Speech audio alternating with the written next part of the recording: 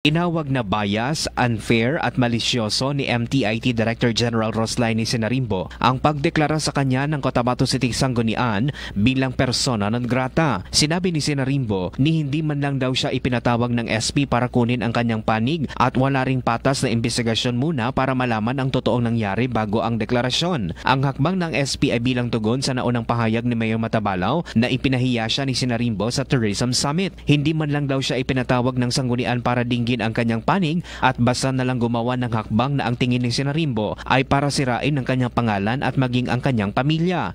Iniugnay naman ni Senarimbo ang hakbang bilang isang politically motivated, lalo pa at tumatakbo ang kanyang asawa na si Attorney Nagib Senarimbo. Pinag-aaralan na rin ng kanyang kampo ang pagsasampa ng reklamo dahil nagdulot daw ito ng hindi magandang epekto sa kanyang pangalan, pamilya at maging sa ahensyang kanyang pinagsisilbihan. Hindi lang pagsira ng pagkatao ko, but yung institution, yung pamilya ko, hindi maganda yung ginawa nila. Walang due process. Paglalaban ko yung right ko. The damage has been done, di ba? Very malicious yung ginawa nila. Hindi dininig yung side ko, walang nag-attempt.